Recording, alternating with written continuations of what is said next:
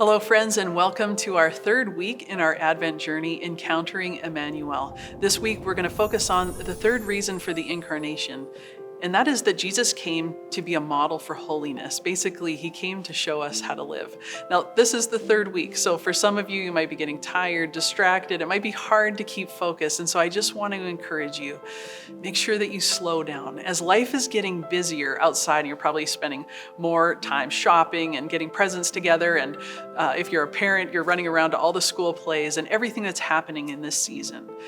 Let's just remember that this is the most important thing that we can do, is to make time in our day to pray and commune with God. And so as we meditate on these things, once again, we're moving from the head to the heart. We're asking for Jesus to make these things real and tangible, that they would become incarnate and take on flesh, in a sense, in the very moments of our lives where we need it most.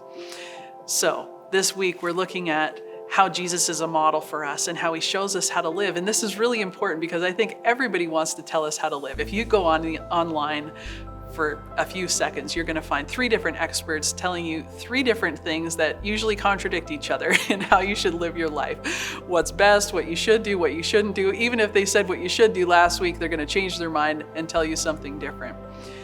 Jesus is the only one that is the way to real life. In fact, he says, I am the way, I am the truth, I am the life. We are not going to find it anywhere else. And we know that in our heads, but often we don't live that way. We're not going to Jesus to say, Jesus, show me how to live. And part of the way that we can do that is begin to meditate on Scripture. Obviously, we see there the life of Jesus, and there's so many things, but we need to move beyond even reading the story and to see, what was he doing? What was his disposition? How was his heart? How did he interact with people? What was he receiving? What was he giving in each circumstance throughout Scripture?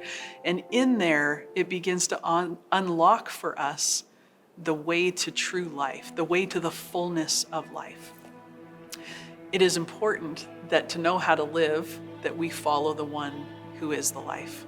So we need to be real disciples of Jesus. That means that we need to learn from him. And I love that scripture in Matthew where Jesus says, come to me, all you who are weary and burdened. Does that sound like you? It sounds like me. He's talking to us and he says, come and learn from me. Take my yoke upon your shoulders, and it's easy and it's light. But in there, the line says, learn from me. This is important, and we're going to have to slow down to do that. I think for many of us, as we end up being disciples of the internet, and it's not because of the content necessarily, but just in the way that we interact with it. We're being formed to think that things are going to be quick, that we just go on, we get what we need, we move on. And that is just not the reality for life with Jesus. Jesus is slow. There's a pace that he moves to. And sometimes I wonder, friends, if we're actually following him, because often I think we're way ahead of where Jesus is, or we're lagging way behind. But Jesus is saying, I want to do life with you, and I want to show you what it means to live the full life. And so how do we see that reflected in the life of Christ? A couple of the things that we're going to meditate on this week are things like Jesus comes as our hope. That this is an aspect of being a Christian and of being a follower of Jesus that we're supposed to carry with us in every part of our life. That we should be people of hope. We're people that live differently because of the hope that we have in Jesus. So even in the midst of suffering and war and tragedy and all the things that are happening in the wider world, but also within the context of our own life, that we are called to be people of hope. And Jesus shows us how to do that. He also comes to be held. This is another aspect that, we don't often think about, that he allows himself to be vulnerable and to be received by us. And there's something about that I think our hearts really long for. But often we live with so much guardedness because of a lack of trust, because we've been hurt in certain areas. But the reality is that it all begins to be restored when we allow ourselves to experience the fullness of that in Jesus. There are many places where we will have experienced brokenness in relationships, where people will have hurt us, and sometimes will have hurt us very, very deeply. And it's hard to just say, okay, let's just go into other relationships and just begin to live vulnerability and allow ourselves, in a sense, to be held there in a vulnerable place. And that's not what I'm saying. What I'm saying is that it begins with an encounter with Emmanuel there. Would we allow ourselves, in the places where we've been wounded by others, to allow Jesus Christ to hold us there, to allow our vulnerabilities to come to him first. Because this is how we begin to have things restored. And this is the work that he is all about. He doesn't want to leave us in the places of brokenness. He doesn't just stand back and watch and go, well, I guess you're going to have to wait until heaven.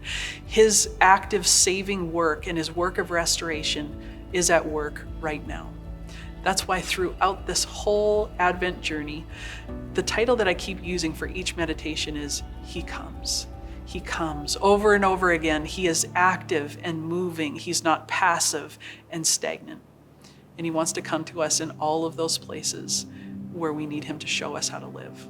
I think for many of us, it feels like we're just white knuckling it through life, where it's hard and it's struggle and we don't know what we're doing and we're tired and we're anxious.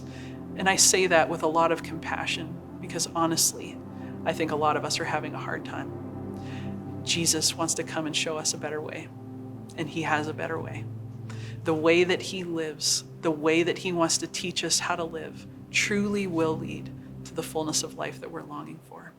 So my encouragement to you this week, as you take some time to meditate, I just want to encourage you to slow down. As life is ramping up and getting busier as we get closer to Christmas, I want to just encourage you to take time out of your day and to actually section it out so that you can take time to pray and reflect and encounter Jesus in the places that you need him most. May God bless you.